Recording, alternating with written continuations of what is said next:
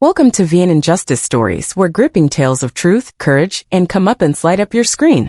We're your go-to channel for heart-pounding narratives that expose injustice, celebrate resilience, and remind you that heroes often hide in plain sight. Whether it's a kid taking on a classroom of doubters or a parent battling global threats, we've got stories that'll keep you glued and inspired. Hit that subscribe button, ring the bell, and join our community of justice seeker because the next story might just change how you see the world. In Unseen Truths at Capital Academy, 13-year-old Jaden Brooks faces ridicule at his elite DC school for claiming his dad, Marcus, works at the Pentagon. When Marcus arrives on Parents' Day, badge gleaming, he not only silences the skeptics but uncovers a sinister espionage plot targeting Jaden and other students. From smoke-filled vents to a heart-stopping warehouse showdown, Jaden and Marcus fight to outsmart a vengeful Russian operative, proving that truth is stronger than bias and family is worth any battle. Buckle up for a tale of grit, redemption, and jaw-dropping twists. The air in Capital Academy's room 204 was thick with the scent of polished wood and privilege. The elite private school, nestled in the heart of Washington, D.C.'s Georgetown, was a fortress of brick and ivy, where the children of senators, tech moguls, and diplomats learned to navigate a world that already tilted in their favor. For Jaden Brooks, a 13-year-old black student with a quick mind and a guarded smile, it was a daily gauntlet of proving he belonged. His navy blazer, emblazoned with the Academy's crest, hung slightly loose on his lean frame, a hand-me-down from last year's growth spurt. He adjusted it nervously, his fingers brushing the frayed cuff as he stood at the front of the classroom, facing 25 pairs of eyes. It was career week, and Miss Harper, the history teacher with a penchant for designer scarves and subtle condescension, had assigned a presentation on what your parents do. Jaden had spent hours preparing, his notes meticulously typed on his second-hand laptop. A gift from his father, Marcus, who always seemed to be working. The topic was personal, a chance to share something real about his dad, whose late nights and cryptic phone calls were a mystery Jaden was only beginning to unravel. He cleared his throat, his voice steady despite the knot in his stomach. My dad, Marcus Brooks, works at the Pentagon, Jaden began, projecting confidence he didn't entirely feel. He's a senior cybersecurity strategist. He helps protect the country's digital infrastructure from threats like hackers and foreign espionage. The room fell silent for a heartbeat, then erupted. Connor Whitman, the blonde son of a real estate tycoon, let out a theatrical snort from the front row. The Pentagon? Seriously, Brooks? Is he like the president's personal hacker? His cronies, a trio of boys in crisp blazers, snickered, their laughter sharp and cutting. Connor pulled out his phone, his fingers flying across the screen, and Jaden caught a glimpse of the group chat icon, a private thread where the cool kids traded barbs and memes. Miss Harper, perched at her desk, didn't intervene. At 48, with honey blonde hair swept into a perfect chignon, she was a 20-year veteran of Capital Academy, revered for shaping the minds of two cabinet members' children. Her smile, warm on the surface, held a glint of amusement as she tilted her head. Jaden, that's quite a claim, she said, her voice dripping with the kind of politeness that felt like a slap. The Pentagon is a big place. Perhaps you meant he works near it? Maybe in maintenance or clerical support. Jaden's cheeks burned, but he stood his ground. No, ma'am. He's been there 8 years. He leads a team in the Cybersecurity and Infrastructure Security Agency. His words were precise, drawn from the rare moments Marcus had let slip details about his job. Jaden had Googled the agency, piecing together what cybersecurity strategist might mean, imagining his dad as a digital guardian, shielding the nation from invisible enemies. The class exploded again, Connor's voice rising above the din. Cybersecurity? Bro, my dad says Pentagon jobs like that are for Ivy League nerds. Not. He stopped short, but the implication hung heavy in the air. Not people like you. Jaden's jaw tightened, his hands balling into fists at his sides. He caught Liam's eye in the back row, his best friend, a lanky redhead whose dad worked the night shift at a factory. Liam mouthed, ignore them, but the sting was already sinking deep. Ms. Harper raised a manicured hand, silencing the room with a practiced flick. Jaden, let's keep it realistic, she said, her tone now openly patronizing. These presentations are about facts, not fantasies. If your father works at the Pentagon, I'm sure he's very diligent. But let's not embellish. She turned to the class, her smile widening. Who's next? Connor, I believe you're presenting on your father's real estate empire. Connor stood, Smirking and launched into a polished spiel about skyscrapers and billion-dollar deals, his phone now streaming the presentation to the group chat. Jaden slunk back to his seat, the weight of every stare pressing down on him. He felt exposed, like a spotlight had pinned him to a stage he hadn't chosen. As he sat, his phone buzzed in his pocket. A text from Marcus, "Stay strong. I'll handle this." The words were curt, typical of his dad's clipped communication, but they sparked a flicker of hope. Marcus rarely made promises he couldn't keep. The rest of the class passed in a blur. Connor's presentation earned applause and Ms. Harper's glowing praise. Other students followed Sophie, whose mom advised the White House, Ethan, whose dad was a diplomat. Each story was met with nods and smiles, while Jaden's lingered like a bad joke. At lunch, he sat with Liam in the cafeteria, the glass walls offering a view of DC's autumnal streets. "They're idiots," Liam said, stabbing his fork into a soggy tater tot. "My dad's just a welder, and Miss Harper barely looked at me when I presented. She's got favorites, and we ain't them." Jaden pushed his tray away, his appetite gone. "It's not just her. Connor's streaming that crap to everyone. By tomorrow, the whole school's gonna think I'm a liar." He glanced at his phone, rereading Marcus's text. "My dad's not lying. I know he's not. But why is it so hard for them to believe?" Liam shrugged, his freckled face softening. "'Cause they don't know him. Or you. They see what they want to see. Forget M. You've got me, right?" Jaden managed a half smile, grateful for Liam's loyalty. But the humiliation gnawed at him, a raw ache that followed him through the rest of the day. In the halls, whispers trailed him like shadows. "Pentagon kid," someone muttered, the sarcasm unmistakable. By the final bell, Jaden's resolve was fraying, his confidence chipped away by the relentless doubt. At home, the Brooks' modest row house in Anacostia felt like a sanctuary, far from Georgetown's manicured lawns. Jaden dropped his backpack by the door, the familiar creak of the floorboards grounding him. Marcus was in the kitchen, still in his work slacks, his broad shoulders hunched over a tablet.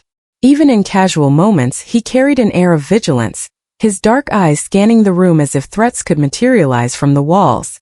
"Rough day?" he asked, not looking up. Jaden hesitated, then let it spill. "They laughed at me. Ms. Harper, Connor, the whole class. Said I was making it up about you in the Pentagon. She acted like I was some kid spinning stories." His voice cracked, betraying the hurt he'd tried to bury. Marcus set the tablet down, his expression unreadable. "What did you tell them?" "Exactly what you told me. Cybersecurity strategist. 8 years. Sissa." Jaden's voice grew smaller. "They didn't believe me. Why don't you ever come to school stuff, Dad? If you showed up, maybe they'd stop." Marcus's jaw tightened, a flicker of something guilt, maybe crossing his face. "My job's complicated, Jay. You know that. I can't just drop everything for career day. But I hear you. I'll make it right." His phone buzzed, and he glanced at it, his demeanor shifting to the focused intensity Jaden had seen before. "I need to take this. Go start your homework. We'll talk later." Jaden trudged upstairs, the conversation cut short as always. From his bedroom window, he saw a black SUV parked across the street, its engine idling. A man in a suit stepped out, scanning the block before returning to the vehicle. Jaden's stomach twisted. He'd seen cars like that before, always at odd hours, never explained. Was it Marcus's work? Something else? He shook off the unease and opened his laptop, pulling up his presentation notes. If they wouldn't believe him, he'd prove them wrong. He'd research every detail about the Pentagon, cybersecurity, anything to shut Connor up. That night, as Jaden lay in bed, the sting of the day replayed in his mind. Ms. Harper's smirk. Connor's live stream. The laughter that echoed like a taunt. But Marcus's text glowed in his memory. "I'll handle this." Jaden clung to it, a lifeline in the dark. He didn't know how his dad would fix this, but he trusted he would. What he couldn't know was that the truth about Marcus Brooks was bigger and far more dangerous than anyone at Capitol Academy could imagine. Across town, in a dimly lit office at the Pentagon, Marcus stared at a classified alert on his screen. A cyber intrusion had been flagged, targeting a private school network. The name hit like a punch, Capitol Academy. His son's school. His fingers hovered over the keyboard, a rare moment of hesitation for a man who thrived on decisiveness. "They're coming for us," he muttered to himself, the weight of his past crashing into the present. Whatever was unfolding, it wasn't just about Jaden's presentation. It was personal. The morning of Parents' Day at Capitol Academy crackled with anticipation, the kind that hung heavy in the air before a storm.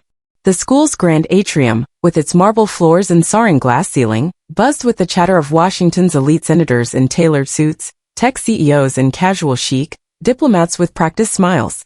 For the students, it was a chance to bask in their parents' reflected glory, a day when family names carried more weight than grades. For Jaden Brooks, it was a gauntlet. The 13-year-old stood outside room 204, his navy blazer freshly pressed, his stomach churning. After the humiliation of career week, when Ms. Harper and Connor Whitman had branded him a liar for claiming his father worked at the Pentagon, today felt like a reckoning. Marcus had promised to handle this, but as the clock ticked closer to 9 a.m., Jaden's hope flickered. His dad's job was a black box, urgent calls, late nights, vague assurances. Would he really show up? Inside the classroom, Ms. Harper was in her element, her silk scarf a vibrant slash of crimson against her cream blouse. At 48, she commanded the room with the ease of someone who'd taught the children of power for 2 decades. Her smile, polished and precise, greeted each arriving parent as she ushered them to seats arranged in a semicircle around her desk. Connor's father, a real estate magnate with a Rolex that caught the light, was already holding court, boasting about a new downtown development. Sophie's mother, a White House policy advisor, nodded politely, her eyes scanning her phone for updates. The room thrummed with privilege, a world where Jaden felt like an interloper, his second-hand blazer a silent marker of difference. Jaden lingered near the door, scanning the hallway. Liam, his best friend, sidled up, his red hair a mess as always. "Your dad coming?" he asked, his voice low, like he knew the weight of the question. Jaden shrugged, forcing nonchalance. "He said he would. But you know work." Liam nodded, understanding the unspoken. His own dad, a factory welder, wasn't coming either. Night shifts didn't bend for school events. "If he shows, Connor's gonna eat his words," Liam said, grinning. "Bet he'll choke on that stupid live stream." The memory of Connor's group chat, where Jaden's career week presentation had been mocked to hundreds of followers, burned fresh. He'd seen the Mameshi's face photoshopped onto a janitor's uniform, caption, Pentagon Prince. The sting lingered, but Marcus's texts from that day stay strong. "I'll handle this" as a lifeline. Jaden checked his phone. No new messages. He shoved it back in his pocket, steeling himself as Ms. Harper clapped her hands. "Good morning, everyone," she called, her voice carrying that blend of warmth and steel that silenced the room. "Welcome to Parents' Day at Capital Academy. Today, our students will share their career week insights, and we're honored to have such distinguished guests join us." Her gaze swept the room, lingering on Connor's father with a nod of approval, then flicking to Jaden with a smirk that didn't reach her eyes. "Let's begin with Sophie, whose mother's work in policy is shaping our nation's future." Sophie stood, her presentation polished and predictable, her mother beaming from the front row. Jaden barely listened, his eyes darting to the door. The hallway was empty, the stream of arriving parents slowing to a trickle. His heart sank. Marcus had promised, but promises had been broken before. Science fairs missed, soccer games skipped, always with the same excuse: work. Jaden's fingers tightened around the edge of his desk, the wood cool against his palm. Maybe Miss Harper was right. Maybe he'd exaggerated, built his dad up into something he wasn't. Connor went next, his presentation a slick slideshow of skyscrapers and profit margins, delivered with the confidence of someone who'd never been doubted. Miss Harper applauded, her praise effusive. "Remarkable, Connor. Your father's vision is truly transformative." Connor shot Jaden a smug glance, whispering to his friend, "Bet Brooks' dad's cleaning the Pentagon toilets right now." The snicker spread, a ripple of cruelty that made Jaden's ears burn. Miss Harper's eyes landed on him. "Jaden," she said, her tone syrupy with expectation, "will your father be joining us? I believe you mentioned he works at the Pentagon." The way she said it, the word dripping with disbelief, drew titters from the class. Jaden's throat tightened, but before he could answer, the classroom door swung open. Marcus Brooks stepped inside, and the room seemed to shift. He was taller than Jaden remembered, his presence commanding in a way that transcended his tailored charcoal suit. His Pentagon badge, clipped to his lapel, gleamed under the fluorescent lights, the seal unmistakable. 2 aides flanked him, their earpieces and clipped strides marking them as security.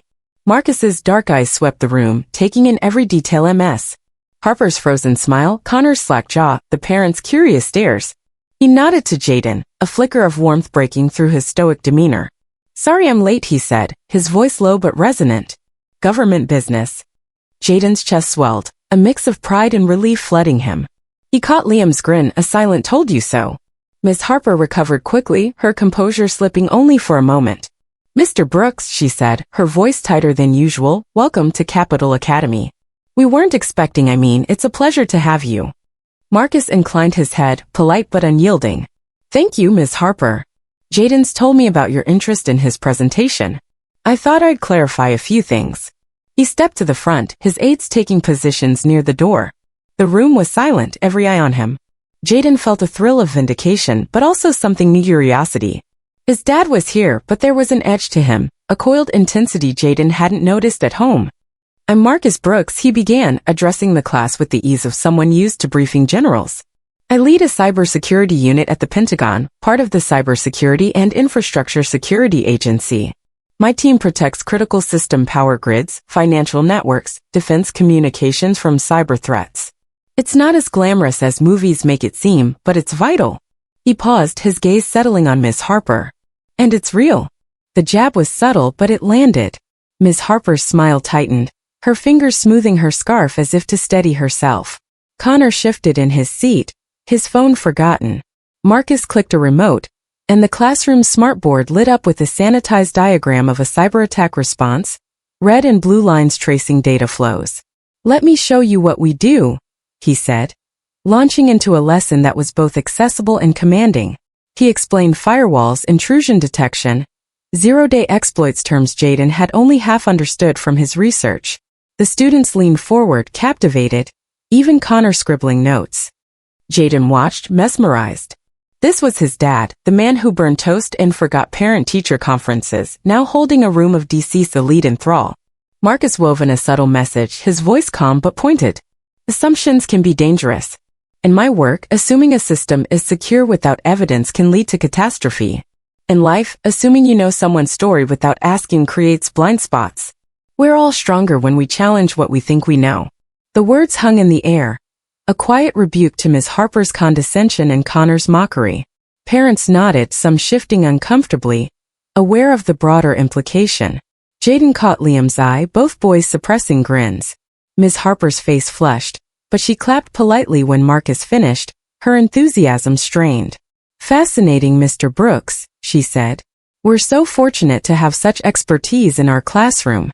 Marcus nodded, but his attention was elsewhere. His phone buzzed, and he glanced at it, his expression shifting from educator to operative in an instant. Jaden recognized that look, the one that preceded late-night calls and sudden departures. Before Marcus could step away, the classroom smartboard flickered, then went black. A string of red text flashed across it. Access denied. System compromised. The room froze, parents murmuring, students exchanging wide-eyed glances. Miss Harper stood, her voice sharp. What is this? A prank. But Marcus was already moving, his aides closing in as he tapped his earpiece. Carter, we've got a breach, he said, his tone clipped professional. He turned to Miss Harper, his authority undeniable. Lock the room. No one leaves until I say so. To Jaden he added softly, stay with Liam. I'll be back. The door closed behind him, leaving a stunned silence. Miss Harper fumbled with the lock, her hands trembling. Connor whispered, is this for real? Sophie's mother was on her phone, demanding answers from someone at the White House. Jaden's heart raced, pride mingling with unease. His dad wasn't just a cybersecurity strategist, was something more, something bigger. And whatever was happening, it was no coincidence that it started the moment Marcus walked into Capital Academy. Outside, in the school's security hub, Marcus stared at a monitor displaying the same red text. Agent Lauren Carter, a wiry FBI operative with a no-nonsense demeanor, was already there, her laptop open. It's a targeted intrusion, she said, her fingers flying across the keys. They hit the school's network, focusing on student devices. This isn't random, Brooks. They knew you'd be here. Marcus's jaw tightened, his mind racing. The black SUV Jaden had seen outside their house, the encrypted alerts he'd been tracking for weeks, it was all converging. Volkov, he said, the name a low growl. He's making his move. Carter nodded, her eyes grim. And your son's in the middle of it. The security hub at Capital Academy was a stark contrast to the school's polished exterior. Tucked behind a nondescript door in the administrative wing, it was a cramped, windowless room lined with monitors and humming servers. The air smelled faintly of burnt coffee and ozone, the kind of place where secrets were kept and crises contained. Marcus Brooks stood at the center, his tailored suit a sharp silhouette against the flickering screens. His Pentagon badge, still clipped to his lapel, caught the dim light as he leaned over Agent Lauren Carter's shoulder, his dark eyes locked on a monitor displaying a cascade of code. The red text from the classroom smartboard: access denied. System compromised hadn't been a prank. It was a warning, the first ripple of a much larger wave. Agent Carter, her FBI windbreaker unzipped to reveal a tactical vest, typed furiously, her short-cropped hair damp with sweat. "They're in deep," she said, her voice taut. "This isn't some script kiddie hack. They've got root access to the school's network cameras, door locks, student tablets. They're pulling data faster than we can trace." She pointed to a log file scrolling across her screen, timestamps marking unauthorized downloads. "They started the second you walked into that classroom, Brooks." This was timed.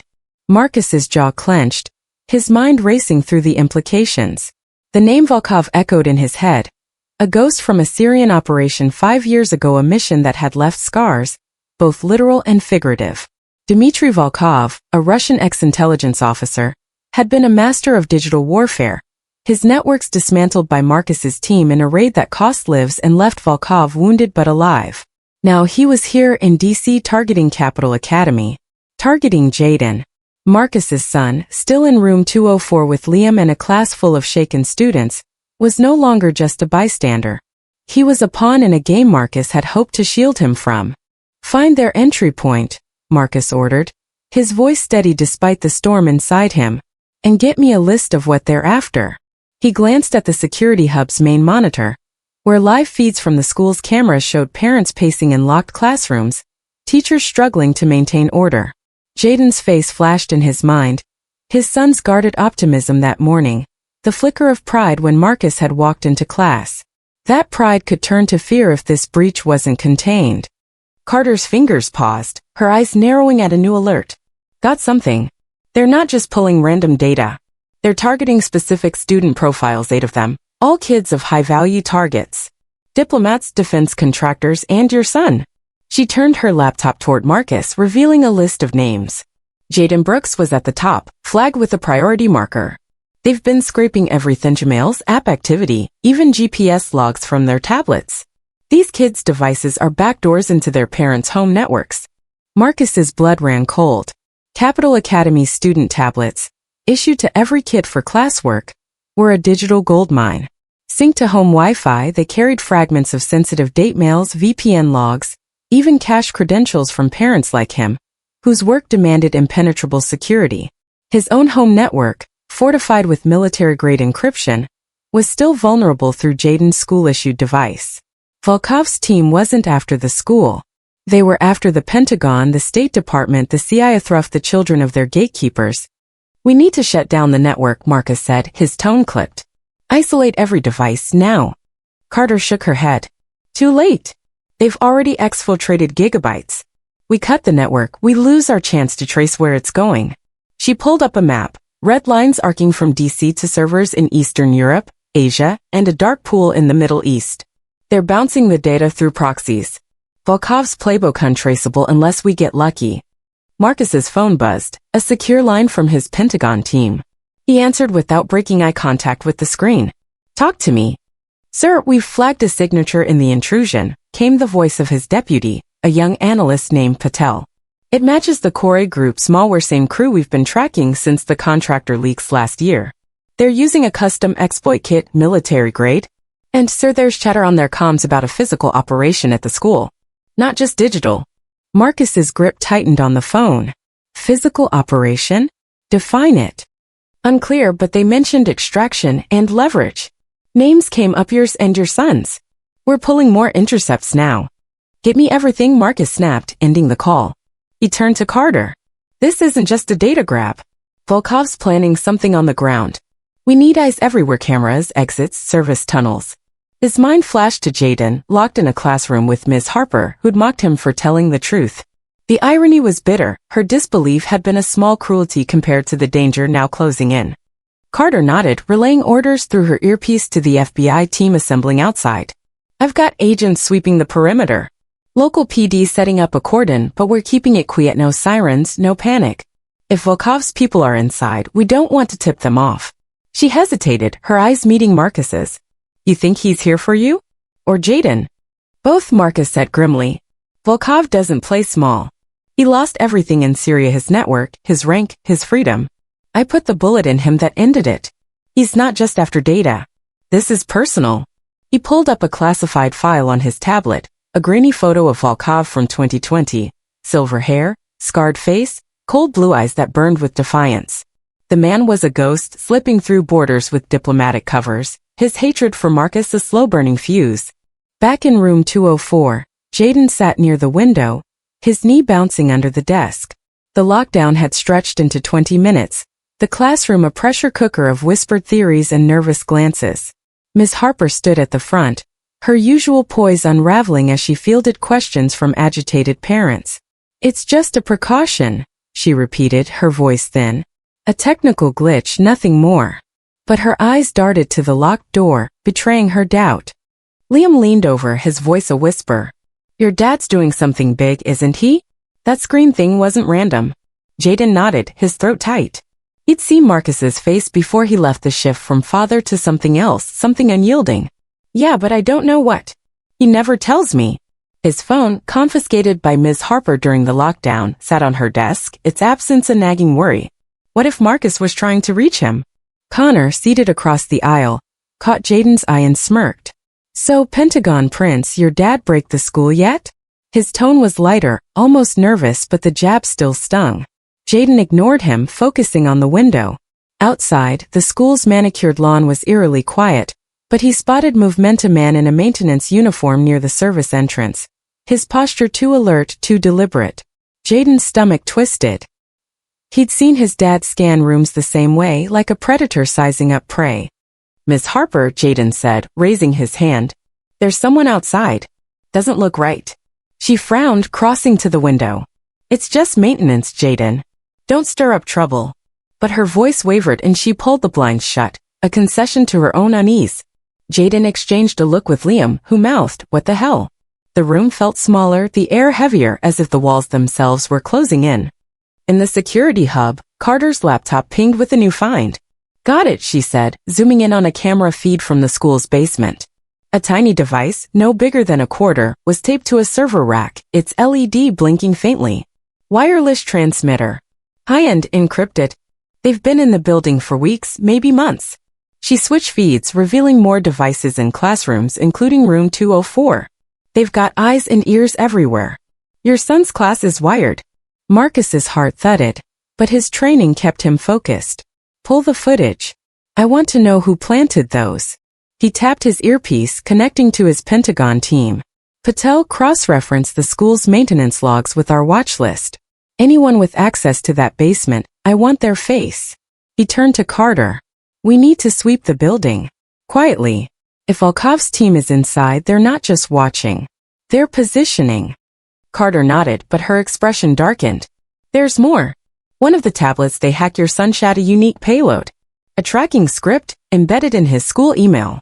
It's been active for days, pinging his location to an off-grid server. She showed Marcus the data, a map with a red dot centered on Capital Academy. They're not just after his device. They're after him. Marcus's vision narrowed, the room fading to a pinpoint of rage and fear. Jaden, his boy who'd faced down a classroom of doubters with nothing but the truth, was now a target in a war he didn't understand. Marcus had spent years building walls between his work and his family, but Volkov had torn them down. Get me a TAC team, he said, his voice low, lethal. We're locking this place down. No one gets near my son. As Carter relayed the order, Marcus's phone buzzed Agoina text from an unknown number, routed through an encrypted app. You took my future, Brooks. Now I take yours. Room 204. Tick-tock. The message was unsigned, but Marcus didn't need a name. Volkov was here or close enough to pull the strings. The game had just escalated, and Jaden was at its center. Outside, the first FBI vans rolled silently into the school's parking lot, their lights off to avoid attention. Inside room 204, Jaden stared at the closed blinds, the maintenance man's silhouette burned into his mind. He didn't know about the devices listening to his every word, or the tracker pinging his location to a server half a world away. But he felt Ida wait like eyes on his back, watching, waiting. His dad was out there fighting something Jaden couldn't see. All he could do was trust Marcus to keep his promise. "I'll handle this." But as the classroom door rattled, a faint click echoing in the silence, Jaden's trust wavered. Something was coming, and it was closer than anyone realized. The air in room 204 turned stifling, the locked door and drawn blinds trapping the tension like a pressure cooker. Jaden Brooks sat rigid at his desk, his 13-year-old frame taut with unease. The faint click he'd heard moments ago, a metallic snap at the door, lingered in his mind, an echo of something wrong. The classroom, once a stage for Miss Harper's smug lectures, was now a cage. Parents whispered urgently, their phones glowing with unanswered texts. Students fidgeted, their bravado crumbling under the weight of the unknown. The school's PA system had crackled 20 minutes ago, Principal Vargas announcing a precautionary lockdown with a forced calm that fooled no one. Jaden's eyes darted to Liam, his best friend, whose freckled face was pale but resolute. They both knew this wasn't a drill. Not after the hacked smartboard, not after Marcus's grim exit.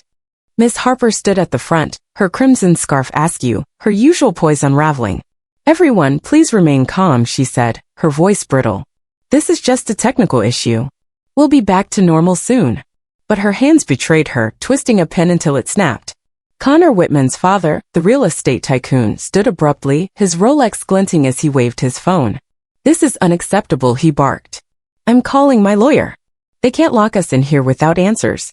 Sophie's mother, the White House advisor, shushed him, her own phone pressed to her ear, murmuring about security protocols. The room buzzed with dissent, a chorus of privilege unaccustomed to being caged. Jaden's gaze flicked to the door again.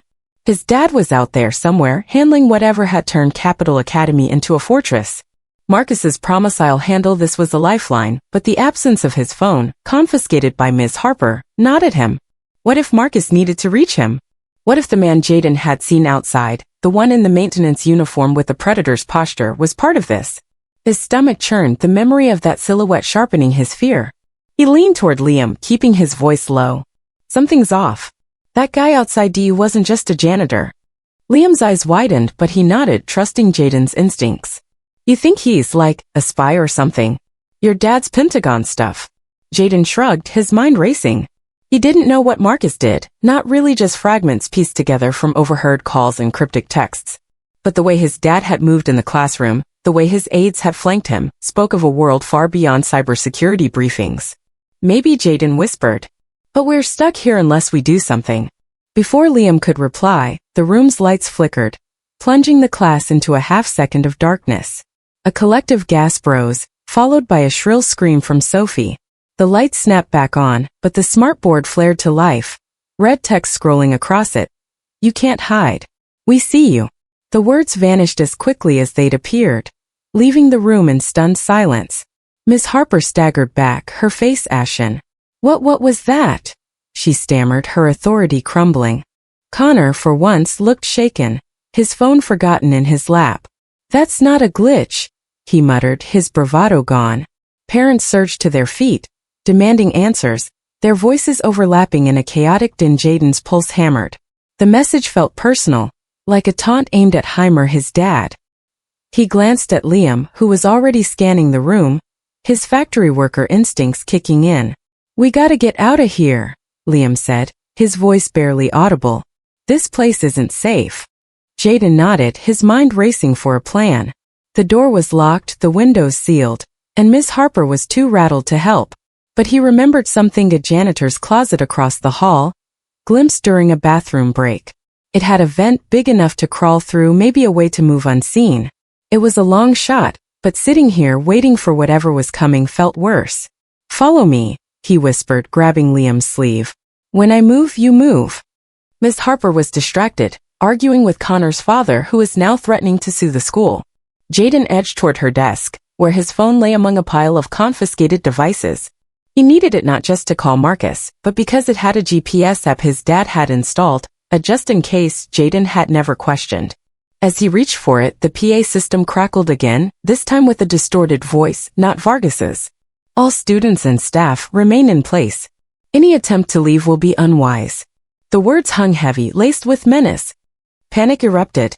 Parents shouted, students scrambled under desks, and Ms. Harper froze, her pen clattering to the floor. Jaden seized the moment, snatching his phone and Liam's, shoving them into his pocket. Now he hissed, pulling Liam toward the door. Miss Harper's back was turned, her attention on a parent demanding evacuation. Jaden tested the lock. It was electronic, controlled by the school's compromised system, but a manual override knob gleamed faintly. He twisted it, the click barely audible over the chaos, and cracked the door open. The hallway was dim, emergency lights casting an eerie red glow. Jaden and Liam slipped out, pulling the door shut behind them. The silence was unnerving, broken only by distant shouts and the hum of malfunctioning electronics. Jaden's heart pounded as he led Liam to the janitor's closet, a narrow door marked staff only. He jimmied the handle, grateful it wasn't locked, and they ducked inside. The closet smelled of bleach and mildew, shelves lined with mops and dusty boxes. A metal vent grill, just above head height, offered a slim chance of escape. "Help me," Jaden whispered, dragging a crate to stand on. Liam steadied it, his hands shaking but his resolve firm. Jaden pried at the grill with a screwdriver from a nearby toolbox, the screws loosening with agonizing slowness. As the last one fell, voices echoed in the hollow, clipped, not teachers or parents. Jaden froze, the screwdriver slipping from his hand. He pressed his ear to the door, catching fragments of a conversation. "Targets in 204. Brooks' kid. We grab him during the chaos. Volkov wants him alive. Leverage for the files." The words hit Jaden like a punch. His dad's name, they were targets. He exchanged a wide-eyed look with Liam, who mouthed, "Holy crap." Jaden's mind raced. Volkov, whoever that was, knew Marcus, knew him well enough to come after his son. The maintenance man outside, the hacked screens, the lockdown, it was all part of a plan, and Jaden was at its center. "We gotta move," Liam urged, his voice barely a breath. Jaden nodded, yanking the grill free. The vent was tight, but they were small enough to fit. He boosted Liam up first, the redhead scrambling into the duct with a grunt. Jaden followed, his blazer snagging on the metal edge. The duct was dark, the air stale, but it was a lifeline. They crawled forward, the metal creaking under their weight, guided by the faint glow of Jaden's phone flashlight. Back in the security hub, Marcus was a coiled spring, his eyes glued to a monitor as Agent Carter pulled up footage from the basement. The wireless transmitters, dozens of them, hidden in vents, light fixtures, and server rack confirmed his worst fears. Volkov's team had been inside Capital Academy for weeks, maybe months, watching, listening, planning. "They've got real-time access," Carter said, her voice grim. "Every classroom, every hallway. They're not just stealing data, theory, staging an operation." Marcus's phone buzzed with an alert from his Pentagon team. "Sir, we've got a hit," Patel's voice crackled. "Maintenance worker hired 3 months ago. Facial recognition flags him as Yuri Petrov, ex-FSB. Linked to Volkov's Corey group. Last seen near the West Wing, where the classrooms are." A grainy photo flashed on Marcus's screen. The man was lean, mid-30s, with a scar above his left eyebrow. Marcus's gut twisted. He'd seen that face before in a Syrian safe house moments before a firefight. "Get me his last known position," Marcus ordered. He turned to Carter. "We need to pull Jaden out of 204. Now." But as he spoke, his phone pinged again, this time, a GPS alert from Jaden's smartwatch, a precaution Marcus had installed without his son's knowledge. The signal was moving, not in room 204 but in a service corridor near the West Wing. Marcus's blood ran cold. "He's not in the classroom." Carter's eyes widened. "He's on the move? How?" "Doesn't matter," Marcus snapped, already heading for the door. "Find him. And lock down every exit." He tapped his earpiece, connecting to the FBI team outside. "Suspect is Yuri Petrov, armed and dangerous. Priority is a 13-year-old male, Jaden Brooks. He's mobile, possibly in the ventilation system. Do not engage without my clearance." In the duct, Jaden and Liam crawled blindly, the metal cold against their palms. Jaden's phone battery was at 12%, its light flickering. The voices from the hallway had faded, but the fear hadn't. "Where are we going?" Liam whispered, his breath ragged. "Anywhere but here," Jaden said, his voice steady despite the panic clawing at him. He didn't know the school's layout well, but he remembered a science lab nearby, with an exterior door that might be unguarded. If they could reach it, they could find Marcus or at least signal for help. His smartwatch buzzed, a faint vibration he barely noticed. He didn't know it was broadcasting his location to his dad. a digital breadcrumb in a maze of danger. The duct sloped downward, opening into a wider junction. Jaden paused, hearing a faint hum below a generator, maybe, or something worse. He shone his light, revealing a grill overlooking a basement utility room. Two men stood below, one in a maintenance uniform, the other in dark tactical gear. Their voices were low, urgent. "The kid's not in 204, the maintenance man said, his accent thick. "They're checking the halls. If he's loose, we're screwed." "Then find him," the other snapped. "Volkov's orders, no mistakes. Brooks won't crack without his son." Jaden's breath caught, his body frozen. Liam gripped his arm, his eyes wide with terror. They were hunting him, and they knew his dad's name. Jaden's mind raced for a way out, but the duct offered no escape, only a path deeper into the school's underbelly. He fumbled with his phone, his fingers trembling as he opened the GPS app. No signal, but he typed a message to Marcus anyway, and Vince. "Men after me. Help." He hit send, praying it would find a signal somewhere. As they crawled on, the duct vibrated with a sudden deafening wail. The fire alarm. Red lights pulsed through the grill, and shouts echoed from the halls. Jaden's heart sank. The alarm was a diversion, a way to flush everyone out or to cover something worse. He didn't know that Marcus was already closing in, his team sweeping the school with lethal precision. He didn't know that Volkov's plan was unraveling, or that the next few minutes would change everything. All Jaden knew was that he had to keep moving, keep Liam safe, and trust that his dad would find him before the hunters did. The tunnels beneath Washington, D.C.'s metro system were a labyrinth of concrete and shadow, a forgotten underworld where the city's pulse thrummed unseen. Marcus Brooks moved through the dim service corridor, his footsteps silent against the damp floor, his Glock steady in a two-handed grip. The air was thick with the scent of rust and ozone, punctuated by the distant rumble of trains. His Pentagon badge, still clipped to his suit, swayed slightly as he navigated the narrow passage, his dark eyes scanning for threats. Agent Lauren Carter flanked him, her FBI tactical vest bristling with gear, her own weapon drawn. They were hunting Yuri Petrov, the ex-FSB operative flagged as Volkov's point man, whose scarred face had appeared in the school's security footage. The tip had come minutes ago. A maintenance worker matching Petrov's description, spotted slipping into a metro access hatch near Capitol Academy. Marcus's gut told him this was no coincidence. Volkov was escalating, and Jaden, still missing in the school's ventilation system, was the prize. The lockdown at Capitol Academy had spiraled into chaos.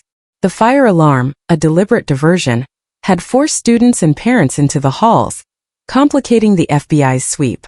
Jaden's smartwatch signal, a faint beacon in Marcus's earpiece, showed him moving erratically through the school's ducts, alive but vulnerable. The text Jaden had sent in Vince, "Men after me." Help burned in Marcus's mind, a desperate plea that fueled his focus. He'd left a TAC team to secure room 204, but Petrov's escape into the metro suggested a larger plan, one that could end with Jaden in Volkov's hands. Marcus wasn't just a father now. He was a hunter, and the stakes had never been higher. Carter's voice crackled through his earpiece, low and urgent. Thermal scans show a single heat signature 50 yards ahead, moving fast. Matches Petrov's build.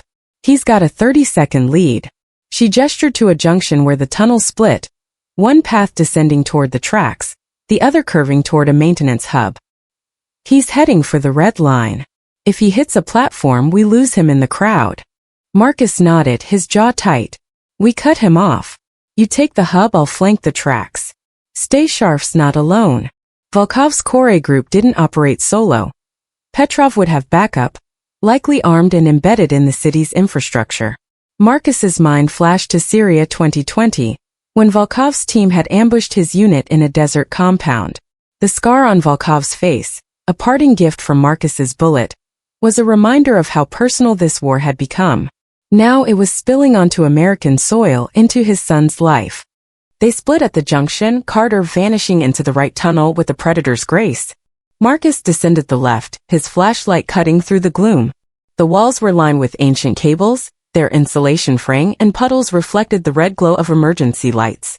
His earpiece buzzed with updates from the school. Brooks' kid still in the vents. No visual on Petrov inside. FBI's locking down exits. Marcus's heart thudded, but he compartmentalized the fear, focusing on the hunt. Petrov was the key. Catch him, and they'd unravel Volkov's plan. The tunnel opened into a wider chamber, a service platform overlooking the red line tracks. A train roared past, its lights strobing through the darkness, the noise drowning out Marcus's footsteps. He crouched behind a rusted generator, scanning the platform. There Petrov, his scarred face unmistakable, was sprinting toward a maintenance ladder. He wore a stolen metro worker's vest, a backpack slung over one shoulder, its contents unknown but likely deadly. Marcus raised his Glock, aiming for Petrov's leg, but a second figure emerged from the Shadowsa backup operative, armed with a suppressed pistol, covering Petrov's escape. Marcus ducked as a silenced shot grazed the generator, sparking against the metal. "Carter, I've got two," he whispered into his earpiece. "Petrov and a shooter platform level. Need you now." He rolled to new cover, a concrete pillar, and returned fire, his shots precise but non-lethal, meant to pin them down. The backup operative cursed in Russian, diving behind a crate, while Petrov scrambled up the ladder, his backpack bouncing. Marcus's mind raced. That bag could hold explosives, a laptop with stolen data, or worse, tools for the extraction mentioned in Volkov's chatter. Carter's voice cut through. 10 seconds out. Hold them. Marcus fired again, forcing the shooter to stay low. The train's roar faded, leaving an eerie silence broken only by the clatter of Petrov's boots on the ladder. Marcus broke cover, sprinting for the ladder's base, his training overriding the instinct to hesitate. He couldn't let Petrov reach the surface, where he'd vanish into DC's crowded streets. As he climbed, the shooter emerged, firing wildly. A bullet grazed Marcus's shoulder, tearing his suit but missing flesh.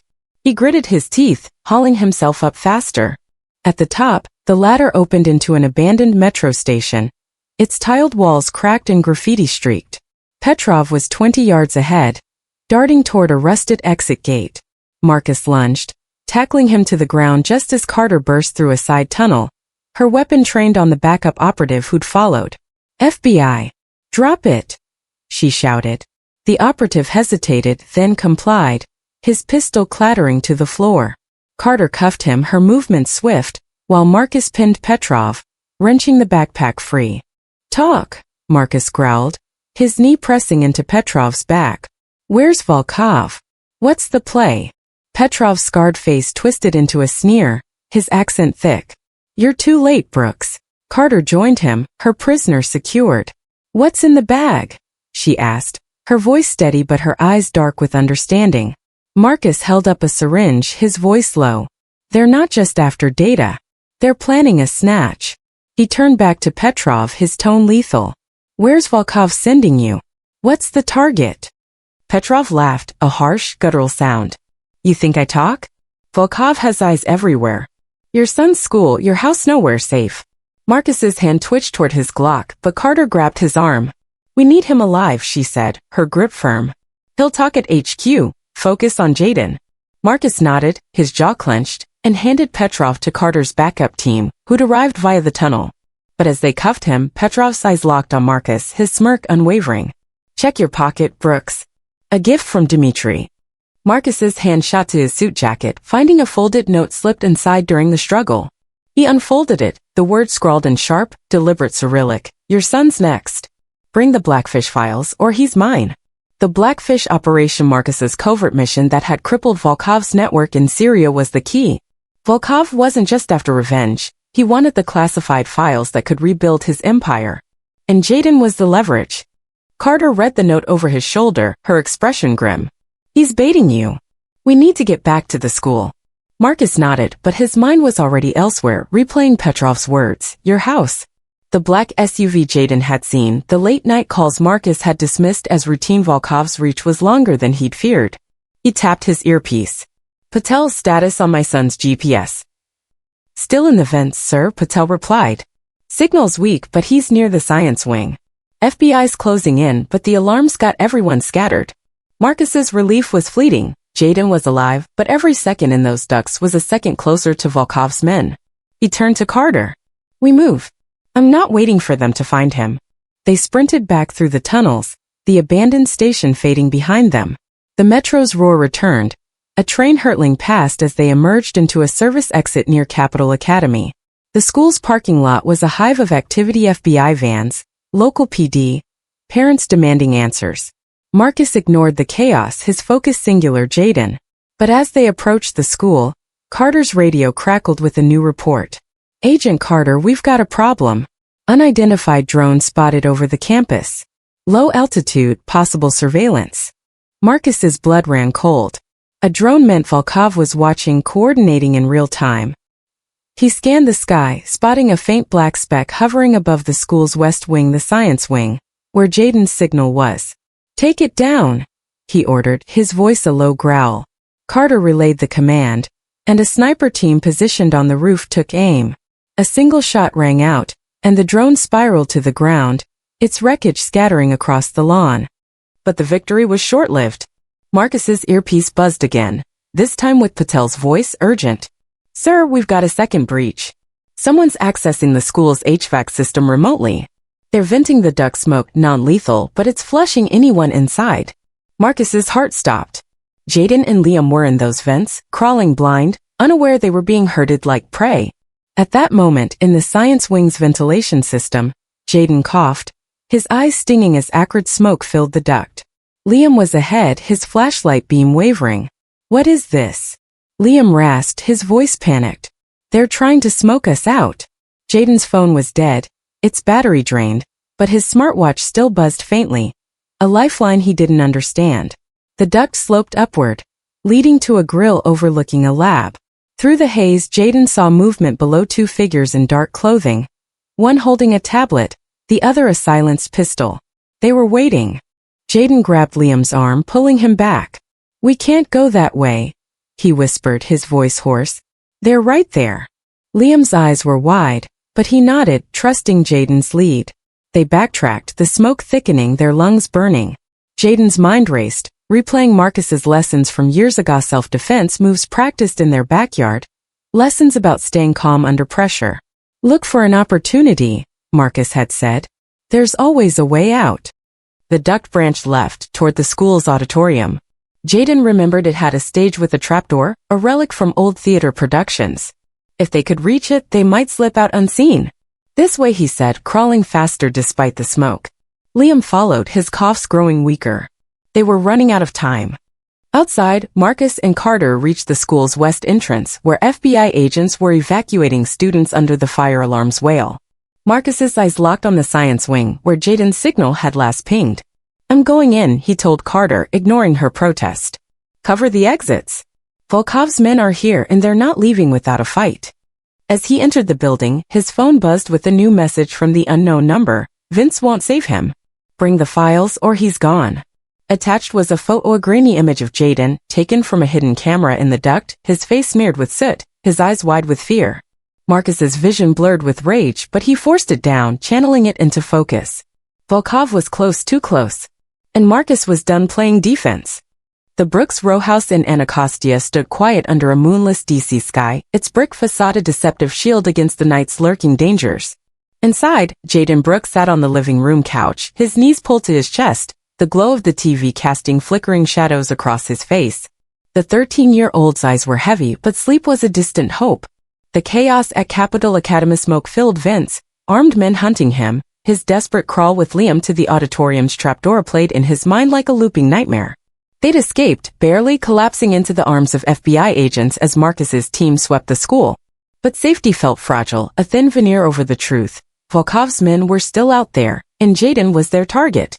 Marcus Brooks paced the kitchen, his silhouette sharp against the dim light of a single bulb.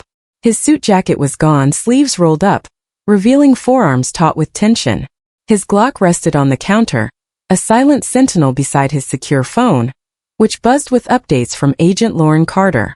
The school was secure, Petrov in custody, but Volkov's note, your son's next, hung like a guillotine. Marcus's home, once a sanctuary, now felt like a battlefield. Liam, staying over at Jaden's insistence, sprawled on the floor, his red hair splayed across a sleeping bag. The boys' bond, forged in the vents, had made separation unthinkable, but Marcus regretted the added risk. 2 kids under his roof doubled the stakes. Jaden's voice broke the silence, small but steady. Dad, are we safe here? He clutched his smartwatch, its GPS signal the lifeline that had guided Marcus to him at school. The question wasn't just about the house site, was about trust, about the secrets Marcus had kept to protect his son. Marcus paused, meeting Jaden's gaze. You're safe, he said, his voice firm but warm. I've got security outside and the house is locked down. No one's getting in. He didn't mention the 3 FBI agents patrolling the block, or the motion sensors he'd installed after Syria. Some truths were better left unsaid, especially when Jaden's eyes already carried too much fear. Liam stirred, rubbing his eyes. Your dad's like a superhero, Jaden. Those guys at school didn't stand a chance. His attempt at levity fell flat, but Jaden managed a half-smile. Marcus caught the exchange, grateful for Liam's loyalty but wary of the boy's innocence. Volkov's team wasn't just guys, they were trained operatives, and this house was no fortress. The TV droned, a late-night news anchor reporting on a security incident at a DC private school, the details vague to avoid panic. Jaden muted it, his attention snagging on a faint hum outside. He crossed to the window, peering through the blinds. A black speck hovered above the street, its red light blinking rhythmically. Dad, he said, his voice tight, there's a drone. Marcus was at his side in an instant, his hand on Jaden's shoulder as he scanned the sky. The drone was small, commercial grade, but its presence was no accident. Get away from the window, he ordered, guiding Jaden back. Liam scrambled to his feet, eyes wide. Marcus grabbed his phone, dialing Carter. We've got a drone low altitude directly above my house. Get a team here now. Carter's voice was clipped. On it. We're 5 minutes out. Stay inside, lock everything. Marcus ended the call, his mind racing. A drone meant surveillance or worse, remote delivery of something deadly. He checked the security panel by the door, all sensors green, locks engaged. But Volkov's team had breached Capital Academy's network. A home system, even his, wasn't invulnerable. Boys, upstairs, Marcus said, his tone leaving no room for argument. My office now. Jaden hesitated, his instincts screaming to stay close. Dad, what's happening? Marcus softened just for a moment. I don't know yet, but I need you safe. Go. Jaden grabbed Liam's arm, leading him up the creaky staircase to Marcus's office, a small room lined with books and a reinforced closet doubling as a panic room. Inside, Jaden locked the door, his heart pounding. Liam pressed against the wall, his bravado gone. This is bad, isn't it? He whispered. Jaden nodded, his eyes scanning the room. A monitor on Marcus's desk showed feeds from 4 security cameras: front porch, backyard, street, garage. He'd seen his dad check them before, always with that same focused intensity. Now Jaden mirrored it, spotting a glitch on the street feed, a flicker, like the camera had been looped. They're messing with the system, he said, his voice low. He didn't know how, but he'd heard Marcus talk about video tampering, a trick to blind defenders. Downstairs, Marcus moved with lethal precision, checking windows and doors, his Glock in hand. The drone was a distraction. He was sure Volkov's team wouldn't tip their hand unless they were already moving. His phone pinged with a text from Carter. Drones military grade, not commercial. Jamming our signals. It take 3 minutes. Marcus cursed under his breath. 3 minutes was an eternity in a breach. He tapped his earpiece, connecting to the FBI agents outside. Perimeter status? Clear, came the reply, but the voice wavered. Way movement, east side. 2 figures, dark clothing. A gunshot cracked through the line, followed by static. Marcus's blood ran cold. The agents were compromised. He sprinted to the back door, peering through the glass. The yard was dark, but a shadow shifted near the garage, too deliberate to be random. He flipped the security panel to manual override, disabling remote access, but the lights flickered, then died, plunging the house into darkness. Upstairs, Jaden and Liam froze as the monitor went black, the cameras offline. Power's out, Liam whispered, his voice trembling. Jaden's smartwatch buzzed, its faint glow illuminating his wrist. He opened the GPS app, praying for a signal, but it was dead-jammed, just like Carter's warning. We're blind, he said, his mind racing.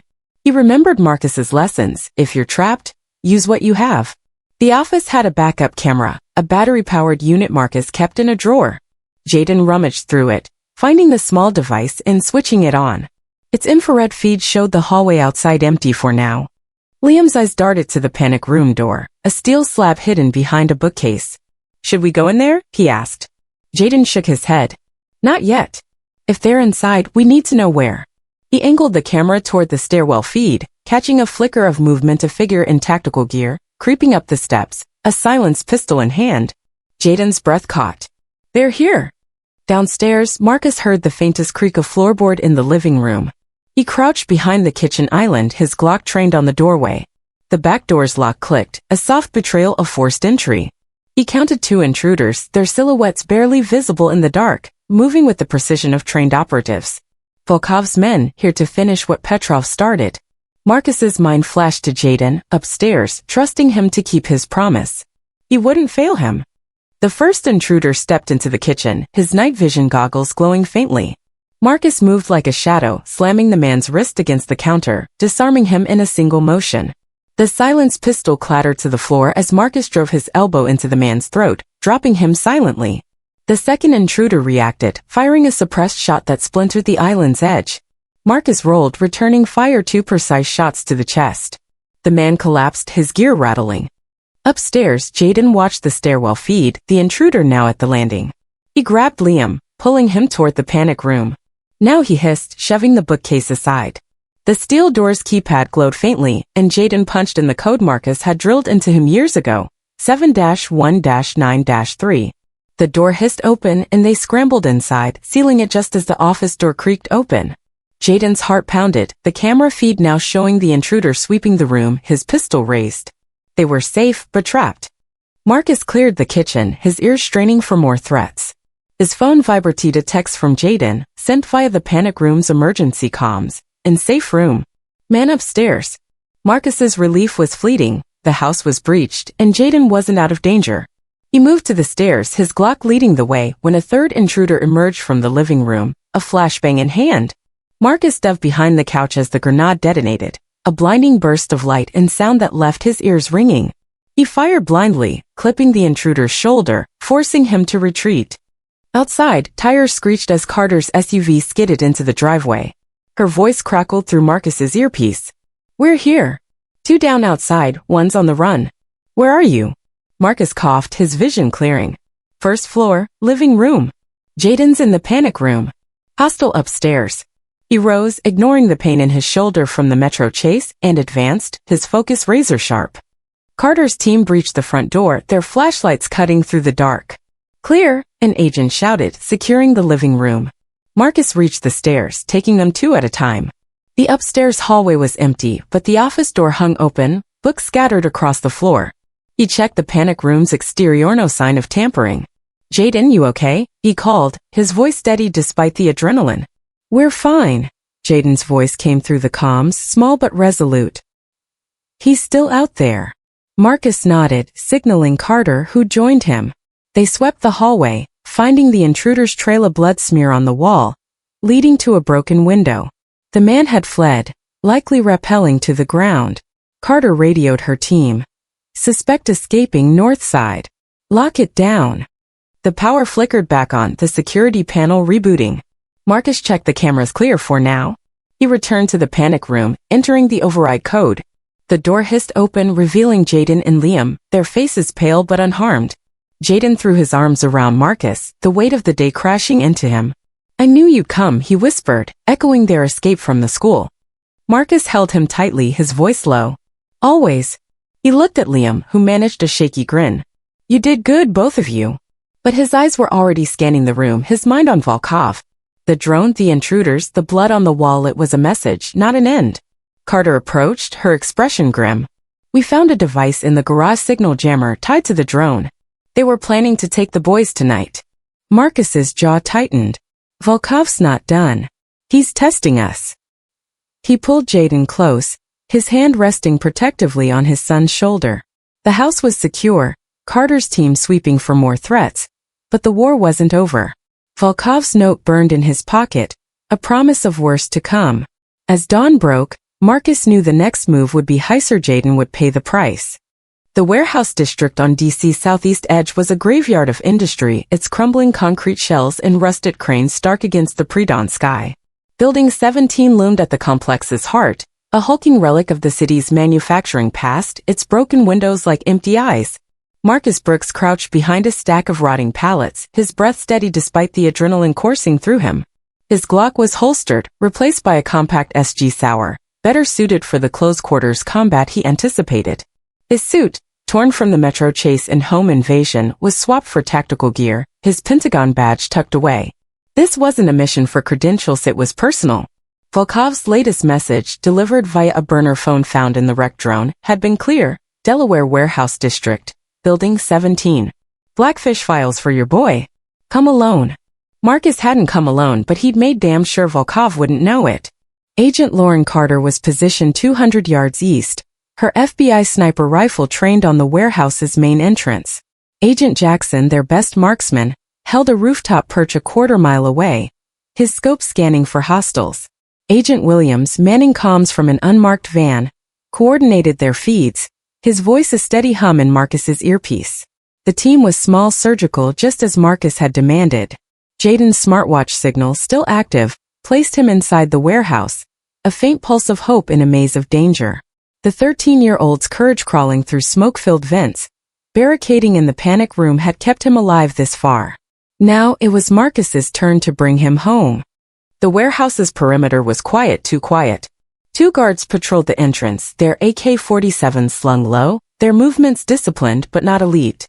Volkov's inner circle would be inside, closer to Jaden. Marcus adjusted his night vision goggles, the world a grainy green. His earpiece crackled. Jackson, rooftop. I count 5 exterior hostiles rotating every 10 minutes.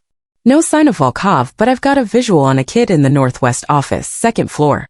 Matches Jaden's description. 2 guards with him. Marcus's chest tightened, relief warring with dread. Alive? He asked, his voice low. Alive, Jackson confirmed. Scared but moving. He's trying something, looks like he's messing with a radio. Marcus's lips twitched, a flicker of pride breaking through his focus. Jaden, his boy, was fighting back, just as he'd taught him. Look for an opportunity. Be ready. But the warehouse was a trap, rigged to draw Marcus in. Volkov wanted the Blackfish files, classified data from the Syrian op that had gutted his network, and he'd used Jaden to get them. Marcus had no files, only a decoy USB drive, but he had something Volkov didn't. A team and a father's resolve. Carter, you're on the east entrance, Marcus whispered. Wait for my signal. Jackson, take out the exterior guards when I move. Williams, keep the drone feed live. He checked his watch. 4:47 a.m. Volkov's deadline was an hour away, but Marcus wasn't waiting. He slipped through the shadows, approaching a rusted service hatch on the warehouse's south side, hidden by years of overgrowth. The old building plans, pulled from city archives, had shown this access point, likely unknown to Volkov's team. It was his way in. The hatch creaked as Marcus pried it open, the sound swallowed by the distant hum of a generator. He descended a narrow ladder into a sublevel, the air thick with dust and decay. His goggles revealed a maze of pipes and crates, a perfect ambush zone. He moved silently, his SG raised, every sense on edge. Above, in the northwest office, Jaden sat on a metal chair, his wrists zip-tied behind him. 2 guards loomed nearby, one scrolling on a tablet, the other cleaning a pistol. A third figure, Dmitry Volkov, paced by the window, his silver hair catching the faint light, his scarred face a mask of cold calculation. Jaden's heart pounded, but his mind was sharp. The guard's radio, left on a desk, crackled with static, its antenna loose. He'd seen Marcus fix their home radio once. A simple twist to disrupt the signal. If he could reach it, he might jam their comms by his dad time. He shifted, feigning discomfort, his voice small. I need water, he said, eyeing the closer guard. The man grunted, ignoring him, but Volkov's head snapped up. Quiet boy, Volkov said, his Russian accent thick, his blue eyes boring into Jaden. Your father's coming. If he's smart, you'll be home by dawn. His tone was calm, but the knife at his belt gleamed, a silent threat. Jaden swallowed, his fingers straining against the zip ties. He'd practiced escapes with Marcus' backyard drills disguised as games, but these ties were tight, cutting into his skin. Still, he kept his eyes on the radio, waiting for a chance. Below, Marcus reached the sublevel's end. A service elevator shafted his path to the 2nd floor. He pried the doors open, the rusted metal groaning, and climbed the inner ladder, his muscles burning but his focus unbroken. Williams's voice buzzed in his ear. Drone feed shows movement vehicle approaching the main entrance. Black SUV, 3 occupants. They're expected. Guards are standing down. Marcus cursed silently. Reinforcements. Volkov was stacking the deck. At the 2nd floor, Marcus eased the elevator doors open a crack, peering into a dark hallway. The office was 30 yards away, its door ajar, light spilling out. He heard Volkov's voice, low and commanding. Your father thinks he's a hero, boy. He took everything from Mimi Network, my future. Now I take his. Jaden's reply was faint but defiant. My dad's gonna make you regret this. Marcus's heart swelled but fear followed. Jaden's courage could provoke Volkov, and time was running out. Marcus tapped his earpiece. Jackson, I need a distraction. He sighed loud. Now. Jackson's response was immediate. Roger. Stand by. Seconds later, a muffled explosion rocked the warehouse's east side flashbang, rigged to an abandoned crate. Shouts erupted, guards sprinting toward the noise, their radios crackling with confusion. Marcus used the chaos, slipping into the hallway, his SG raised. He was 20 yards from the office when Jaden made his move. The guard with the tablet turned, distracted by the explosion. Jaden lunged, knocking the radio to the floor. Its antenna snapped, static flooding the channel. The second guard swore, grabbing Jaden's arm, but Volkov's shout stopped him. Enough! Tie him tighter! Jaden's eyes flicked to the door, sensing movement. Marcus, a shadow in the hall. Their gazes met for a split second, a silent signal passing between them. Marcus burst through the door, his SG trained on the first guard. A single shot to the thigh dropped him, the man collapsing with a grunt. The second guard raised his pistol, but Marcus was faster, 2 rounds to the chest ending the threat. Volkov spun, his hand on Jaden's shoulder, a knife now at the boy's throat. Carter, he said, his voice ice. Right on time. The files or the boy bleeds. Marcus froze, his weapon steady but his heart racing. Jaden's eyes were wide, but he was calm, trusting. Marcus's mind flashed to Syria, Volkov's scarred face in his crosshairs, the shot he'd taken that hadn't been enough. Now his son's life hung on this moment. Let him go, Dmitri, Marcus said, his voice low, lethal. This ends with you and me. Volkov's smile was a predator's. You ended nothing in Syria. My network, my life gone because of you. The Blackfish files will rebuild it. Give them to me, or I carve your future away. His knife pressed closer, a thin line of blood on Jaden's neck. Marcus's hand twitched, but he lowered his weapon slightly, feigning compliance. All right, he said, reaching into his vest for the decoy USB. Take it. The distraction was enough. Jaden, trained by years of backyard drills, drove his heel into Volkov's shin, dropping low as Marcus had taught him. Volkov staggered, his knife clattering to the floor. Marcus fired, a single shot grazing Volkov's shoulder, forcing him back. Volkov reached for a hidden pistol, but Carter appeared in the doorway, her rifle leveled. Federal agent. Don't move, she barked, her voice cutting through the chaos. Volkov froze, his eyes locked on Marcus, a flicker of defeat in their cold depths. It's over, Marcus said, rushing to Jaden, cutting his zip ties with a tactical knife. He pulled his son into a fierce embrace, checking for injuries. You okay? He asked, his voice thick. I knew you'd come, Jaden whispered, clinging to him. I broke their radio, like you showed me. Marcus's chest swelled with pride, but his eyes stayed on Volkov, now cuffed by Carter. Smart kid, he said, ruffling Jaden's hair. You did perfect. Carter's radio crackled. Exterior clear. Hostiles down or detained. Building secure. She glanced at Marcus, her expression a mix of relief and warning. We got him, but his network's still out there. This isn't the end. Marcus nodded, his arm around Jaden. For now it's enough. They moved to the exit, FBI agents swarming the warehouse, their flashlights piercing the dawn. Volkov, blood seeping through his shoulder, was led away. His final words a hiss. Others will come, Brooks. You can't protect him forever. Marcus ignored him, guiding Jaden to the van, where Liam waited, safe with Williams. The boys collided in a hug, their shared ordeal a bond forged in fire. As they drove back to D.C., Jaden leaned against Marcus, exhaustion claiming him. Dad, he mumbled, no more secrets, okay? Marcus squeezed his shoulder, the weight of his double life heavier than ever. No more secrets, he promised, knowing some truths would still need time. The warehouse faded behind them, a battle won but a war unfinished. For now Jaden was safe, and that was victory enough. Back at Capital Academy, the fallout was swift. Miss Harper, shaken by her role in Jaden's ordeal, apologized publicly, her voice trembling as she addressed the school. I failed a student, and I'll spend my career making it right. She spearheaded diversity training, her smugness replaced by humility. The school overhauled its security, Marcus's influence ensuring federal funding for cyber defenses. Jaden, once an outsider, returned to a hero's welcome, his coding club with Liam a beacon of his new confidence. At home, Marcus sat with Jaden, explaining as much as he could about Volkov, the Blackfish files, and the life he'd shielded his son from. "You're part of this now," he said, his voice steady. "And I'm proud of you." Jaden nodded, his eyes bright with purpose. "I want to be like you, Dad." "Protect people?" Marcus smiled, bittersweet, knowing the cost of that path. But for now they were together, the dawn breaking over a city that felt, for the moment, safe.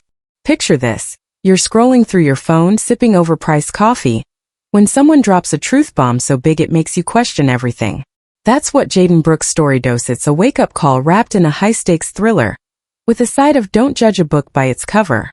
In 2025, we're all connected by screens, yet somehow we're still tripping over the same old biases. Jaden faced a classroom that laughed at his truth, because it didn't fit their Instagram-filtered worldview. Sound familiar? Maybe it's the coworker you underestimated, the kid you sidelined, or that quiet neighbor who's secretly a cybersecurity ninja. Oops, did we just assume they're boring? Here's the kicker. We're all Miss Harper sometimes, smirking at someone's story because it doesn't match our mental script. But life, like this tale, loves a plot twist. Jaden's dad, Marcus, didn't just show up to prove a point, dismantled a global espionage plot, while rocking a suit sharper than your Wi-Fi signal. The lesson? Assumptions are the junk food of the mind, tasty for a second, but they'll leave you hungry for truth. So next time you're tempted to roll your eyes at someone's wild claim, maybe pause and ask, what if they're the Marcus Brooks in this scenario? Now let's get real with a chuckle. We're not saying you should suspect every barista of being a secret agent, though Karen, that latte art is suspiciously perfect. But give people a chance to surprise you. Check your biases like you check your notifications often, and with a little humility. In a world where drones spy on your backyard and hackers lurk in your kid's tablet, the real superpower is listening, learning, and letting go of snap judgments. Jaden didn't just survive Volkov's schemes. He grew into a kid who'll code circles around us all. That's the vibe we need: resilience, curiosity, and a dash of, I'll show you. So here's the question for you, our awesome audience. When was the last time you doubted someone's story, only to get schooled by the truth? Drop it in the comments, spill the tea, make us laugh, or make us think. Did you underestimate a friend, a family member, or maybe even yourself? And while you're at it, hit that subscribe button harder than Marcus hit Volkov's goons. Our channel's packed with stories like this, nail-biting, heartwarming, and full of whoa, I didn't see that coming moments. Don't miss the next one, because trust us, you won't want to sleep on these plot twists. What's the wildest assumption you've ever made? Let's hear it.